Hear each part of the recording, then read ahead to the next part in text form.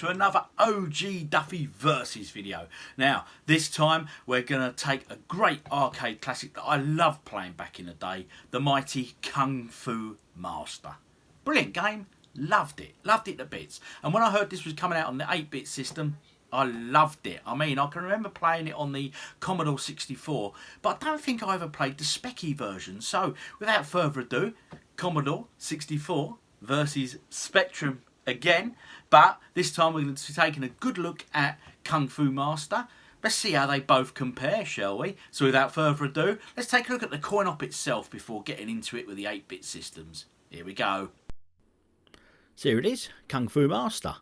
As the title suggests, it involves you doing Kung Fu on various enemies to go and save your girlfriend or good lady, wife, whatever, Sylvia. Okay, this was released by Irem Corporation in 1984. As I've said already, it's a brilliant game to play. Work your way along levels, destroying the enemies with your karate kung fu moves, and defeating a boss at the end of every level. Now, when I was at the arcade, this was great because it was one of them games that actually gave you quite good value for your money. So it's one of them, it's very popular. It would get harder as you went, you know, you get the enemies with the knives like you see here and throw in stuff. But you make your way through and obviously try not to let the enemies get hold of you, because then you'd have to really waggle the joystick, which is a right pain in the backside, especially on the home systems. But overall, a very enjoyable game to play, and one I still play now on various emulators and stuff on the arcade. And here you go, here's the first end of level boss. So there'll be 5 of these in total. You do all 5 of them and it will lead you to the very end. So as you can hear, that's the coin-op version. Great soundtrack and stuff. So let's see how the home versions do, shall we? Let's start off with the Commodore 64. Now, as coin-op conversions go, this, I think, was a very, very decent job indeed. As you can hear, the sound was there. It was almost exactly the same as the arcade. And it just played very well. As you can see, it's a similar speed to the arcade version. Alright, the graphics aren't as sharp as the arcade, but again, it was an 8-bit home computer system, so you wouldn't expect it to be. It was very typical of Commodore 64 type graphics, but it played brilliantly, and I have to say the sound and everything else just made it. It was just so similar to the arcade.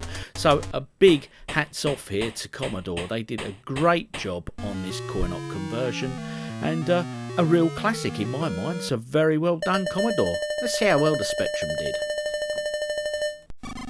So here is the ZX Spectrum version.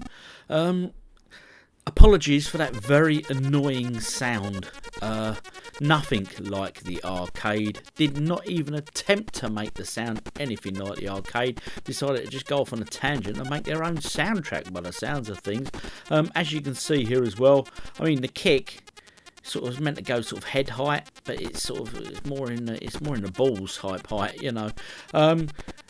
Colour clash was awful, and the side scrolling just did not perform very well, but hey, that was part of it. As you can see, this is the end of level boss now. Not that you'd know, it doesn't really distinguish, he just sort of pokes a stick about. And to be honest, I mean, this was £7.95 to buy back in the day, and it's just truly shocking. I mean, it's the end of level 1, and they haven't even bothered with the staircase that you climb at the end of the level. This is a really poor show. I mean, I love Sinclair Spectrums and I love Commodore 64s, but did Spectrum even bother on this? Poor effort. So, we've seen the evidence. Now it's time for us to have my verdict. So, first off, ZX Spectrum.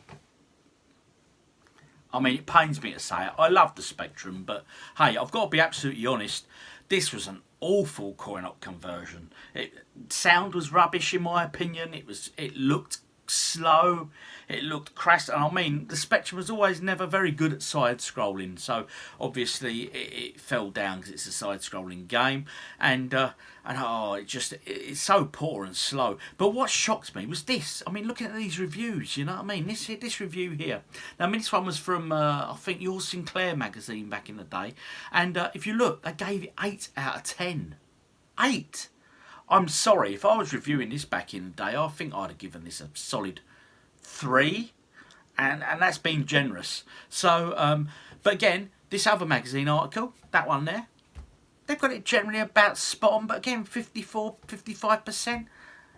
I'm sorry, am I missing something? Am I missing something? And then come to the Commodore 64.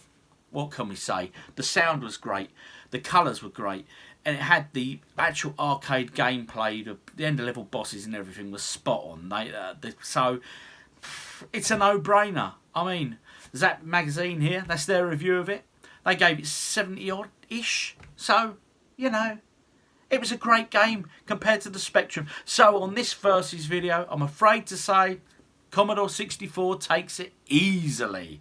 Again, I'm a big lover of both machines, so don't hate my video. If you agree, if you disagree, let me know in the comments. We love a bit of healthy debate here. And if you've got any suggestions for any future Versus videos I should be doing, please let me know in the comments also. Thanks for watching. I've been OGDuffy. Look after yourselves. See you again soon. If you watched the video and you like what you see, don't forget to subscribe for more great videos. Thanks for watching.